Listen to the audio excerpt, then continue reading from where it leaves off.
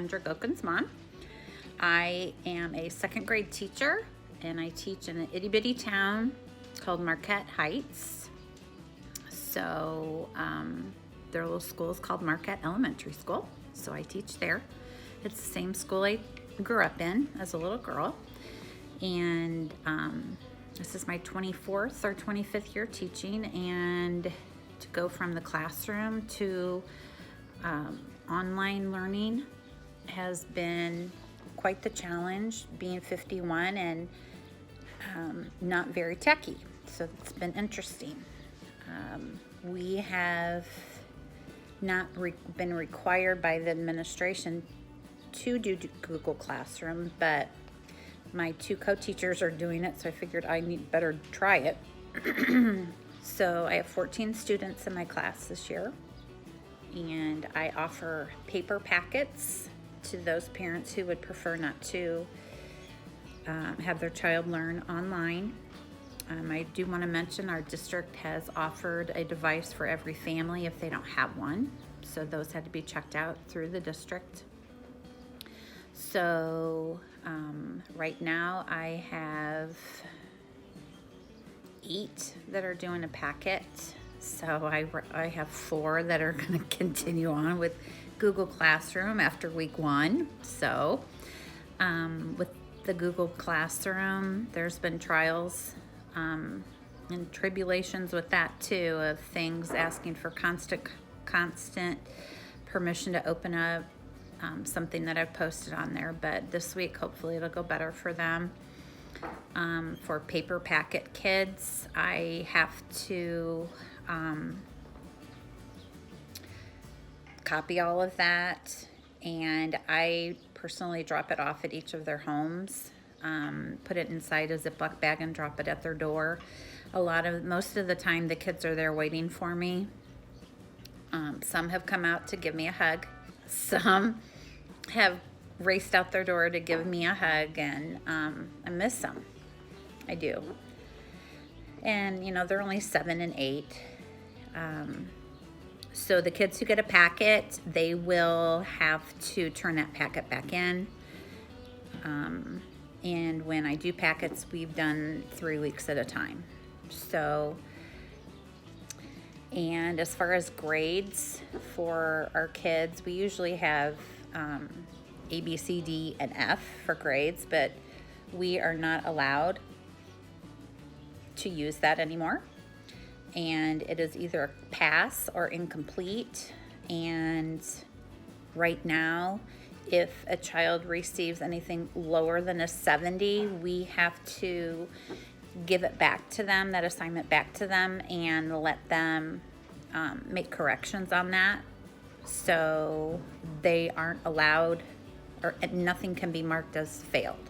Now, if they just choose not to do it, it can be marked incomplete. So, but nothing can hurt their grade, only improve their grade. Okay. We also work on, I do a Google Meet with the second graders. So far, I've had 7 on both occasions, so that was fun. They were excited to see each other, and of course, they're little still, so they don't really understand the mannerisms of being with myself and my assistant. And so there were 9 of us, and they were all wanting to talk at the same time, and one had to use the restroom, so she took us to the bathroom, but we stopped her, thank goodness, beforehand. We were yelling her name, no. But anyway, they enjoy that a great deal. And another thing, admin, we do have a weekly staff meeting through Google Meet that we are required to attend. Plus, we also are assigned webinars that we have to do 1 of those a week, and we also have to keep track of every parent we've talked with and at what date, and turn that into our principal also. I was holding out hope so much of being able to go back in May, and my kids were too, but that's our dog, Jakey. but unfortunately that's not going to be. It is my hope that I can meet with my families over the summertime, be it at the park, and maybe just have a potluck or something with them so we can finalize the school year as they move on to 3rd grade. So I think that's it. Hope this helps.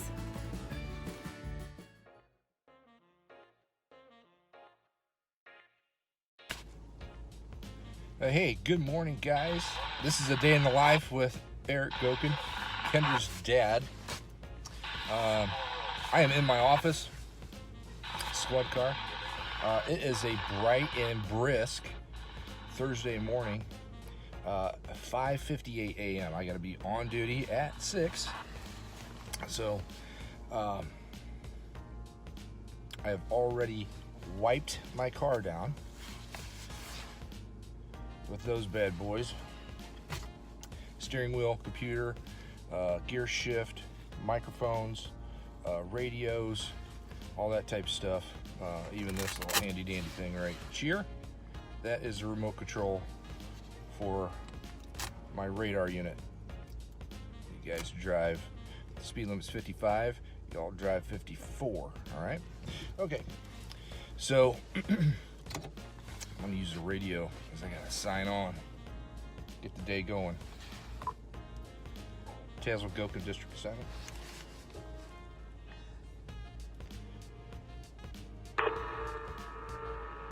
No district.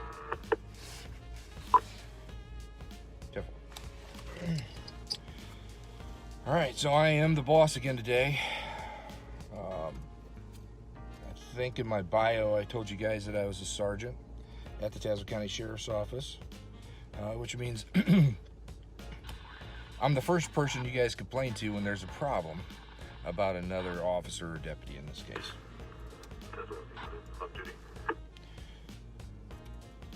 So I'm just getting logged on to my in-car computer. We're gonna head to the office. So some of the things that have changed due to COVID-19 is that we have obviously paid more attention to fighting a something that we can't see. So we have to assume in order to combat this, it is all around all the time. That everything that we touch, that every person that we come in contact with might have this virus, right? So it's creating kind of a thing of a paranoia, obsession, if you will, right? So I already wiped down my squad. Some of the stuff that we had to do in here to kind of protect the people that go in back there is, let me show you here. This is a Dodge.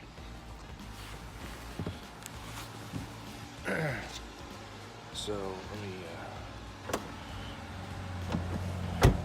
let me show you back here. So in the back seat, where the guys go,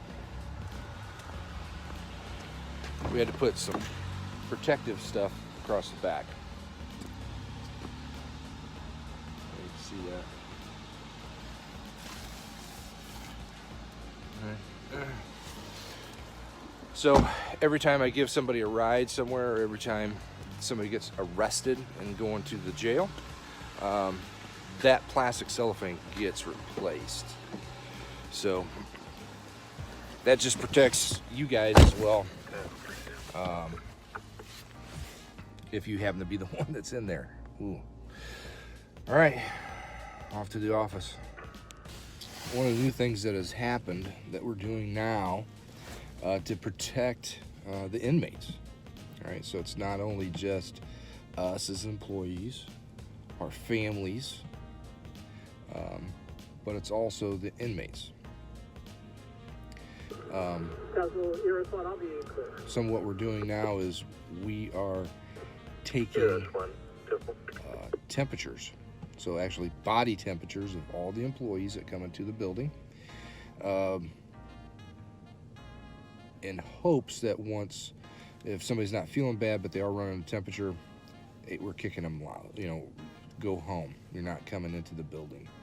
So as a supervisor, that's what I get to do now for the next probably about 2 hours. So yay. Again, it's a new normal. It's not, we're fighting something we can't see. We're fighting something that we don't know where it's at. So, it's not like somebody breaking into your house. Okay, somebody breaking into your house, you're gonna know, you're gonna see a silhouette of a person, a male or female. You're gonna know what to somewhat expect, that they're gonna be coming in, either do one or two things: take things from you that belong to you, or try to hurt you, right? And you can kind of deal with that physical aspect of it. This is not like that. So this is one of the many things that we've changed just to fight this virus, something we can't see. All right, guys, so we're inside the building.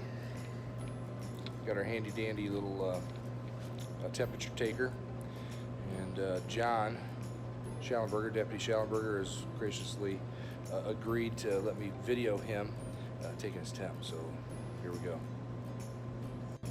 All right, John boy. Good morning. Good morning.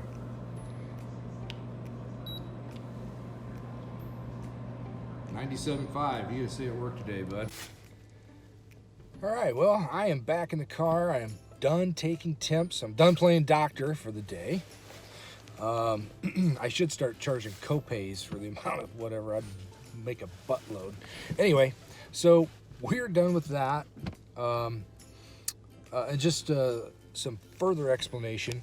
Our sheriff's office is closed down to the public.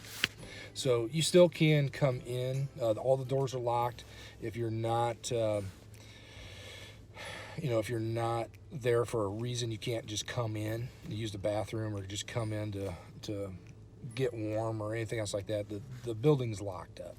So there's a call button on the front you have to hit to get in if you need to bond somebody out who's in jail or something like that.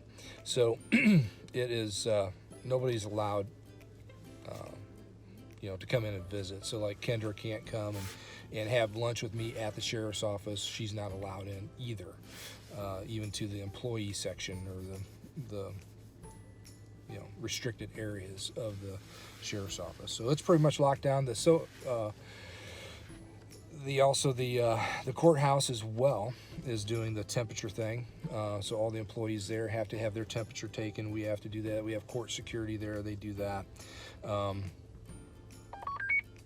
So a lot has changed for the protection aspect of that.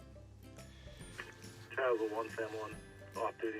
All right, guys, so here we are. It's 2 o'clock. It's the end of my shift. Not a whole lot going on today. A couple calls. 1 Sam 2 the same. At least that's all I filmed anyway. But now comes the end of the day. Now, before COVID, I would just walk in the house, take my shoes off at the back door, but go inside, take off all my stuff. Now, that's not the case. Because I don't know if I got any of the COVID on me, right? None of it goes in the house. So it stays in all my uniforms, my gear, all that type of stuff. And just to let you guys know, police officers usually got about 35 pounds of gear on them, 25 to 35 pounds depending. And so that's what, all that's going to stay in the garage. So Kendra's mom's really good about having the washer ready for me, so that when I get rid of my uniform, I just take it right into the laundry room and wash it. I take Lysol wipes and I wipe all this stuff down. So my collar brass, my nameplate, my badge, my phone. It's the first thing I do. My wallet, my notepad, everything. I just give it a quick wipe down with a Lysol and get it taken care of that way. So anyway, hopefully you guys learned a little bit today of kind of all the stuff that we are doing to protect ourselves, protect you guys, and as well as the inmates and that type of stuff from something we just can't see. So take care, guys.